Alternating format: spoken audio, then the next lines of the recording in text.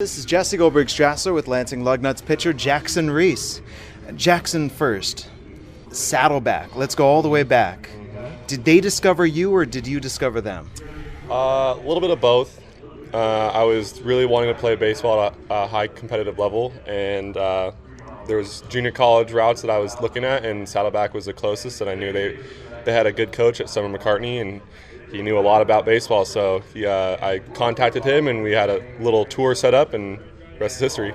How good of a hitter were you? I was all right. I could hit the ball a little bit, but nothing power-wise, just always contact for me. So what I read was you spent 3 years there, and there were some injuries the first 2 years, right? What happened?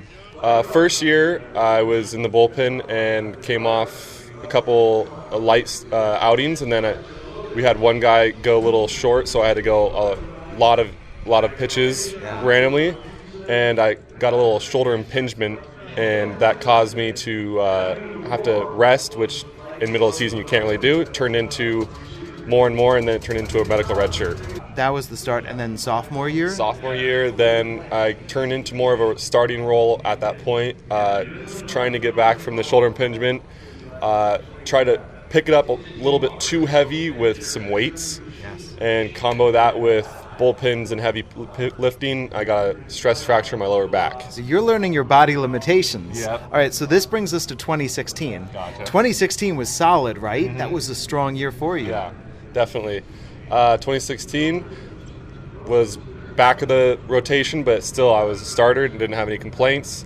We had a terrific team, probably one of the best I've ever been on, and just was going on solid and had a good year. Contacted a bunch of teams, and then Hawaii was the choice. So you were the person, you actually went out and what, did you email them? I emailed 10s, 20s, 30s coaches, anyone I could think I could play on, emailed them, and Hawaii was one of the ones that reached back, and they were Division I. They offered money. They had a lot of guys leaving, so there was opportunity, and I just said there's no other one that I'm not going to let this opportunity slip.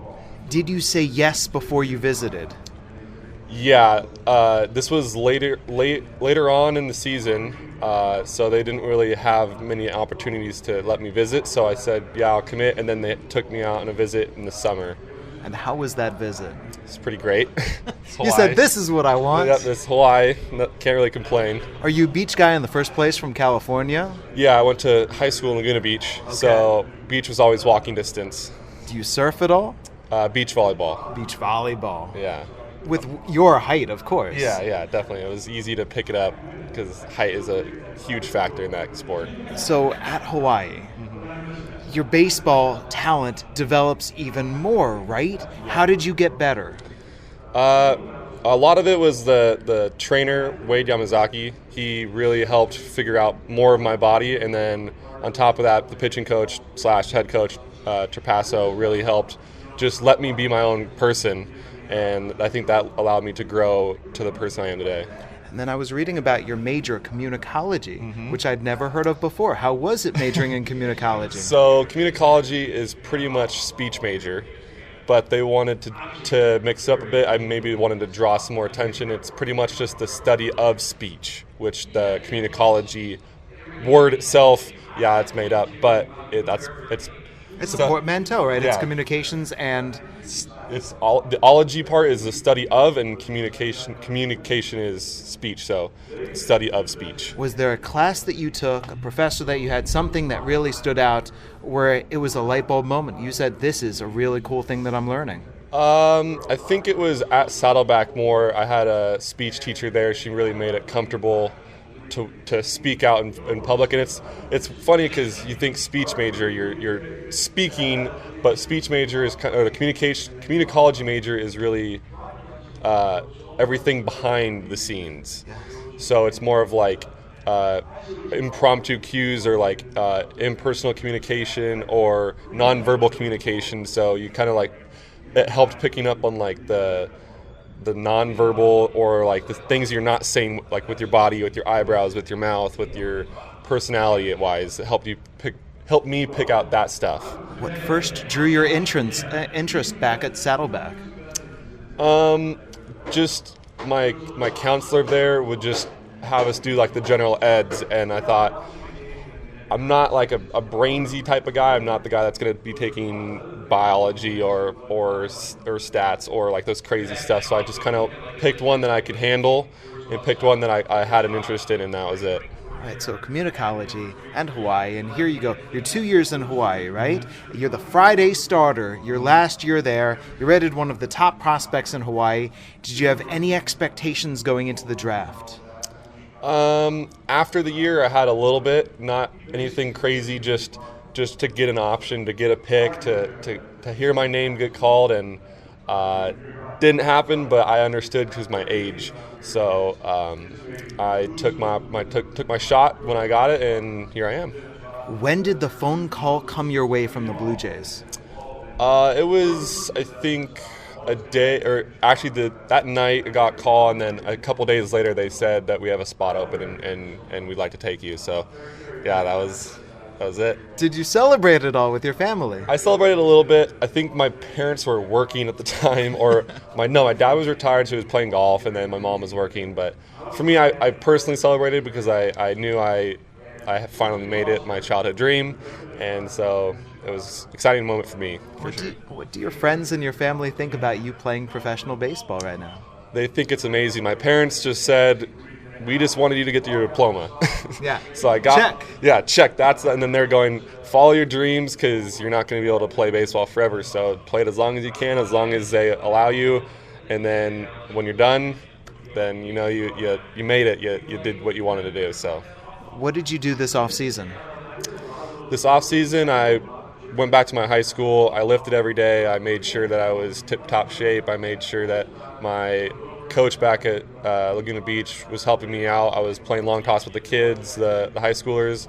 I was helping them out. I was talking to them, and I was making sure that they had any questions they could come to ask me. And I was just trying to be there for them, like how there was a lot of guys at Saddleback that came back and talked to us. So I really wanted to make sure that I was keeping on the same path as them.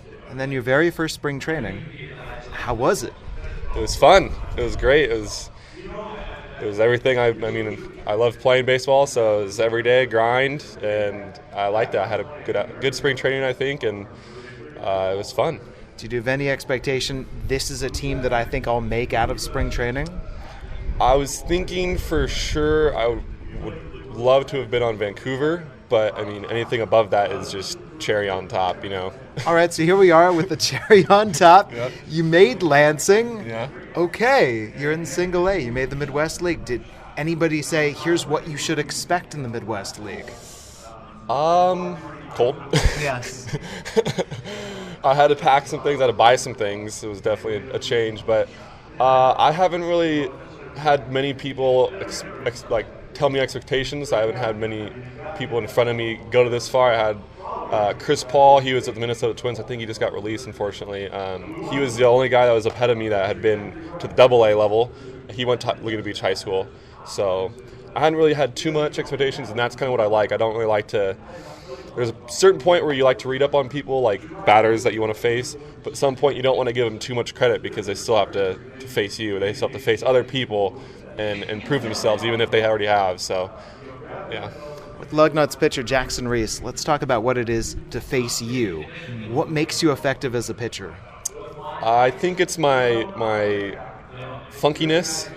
I like it. I like my funkiness. People say you got an interesting windup, and I like reel back and I do some weird, funky things, and I kind of have like a little bit of the opposite of what people like to think of is instead of having that crazy spin efficiency where the ball rises, I like to think mine does the opposite, and it sinks a lot more than you'd like to think.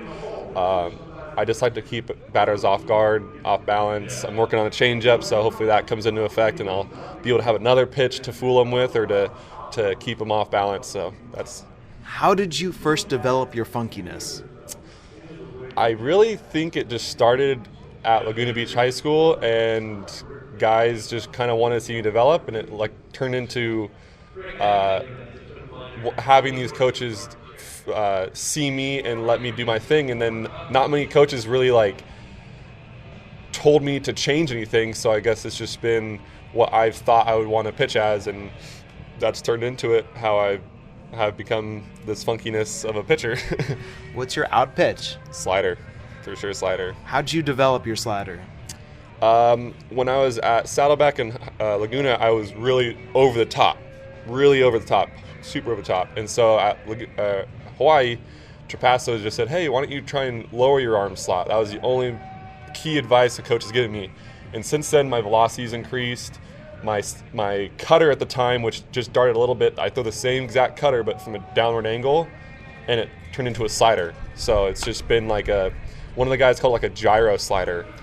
So it just kind of like has a weird funky plane or a funky axis, and it just does the same motion as a slider, but it's a little different. It's a little funkier.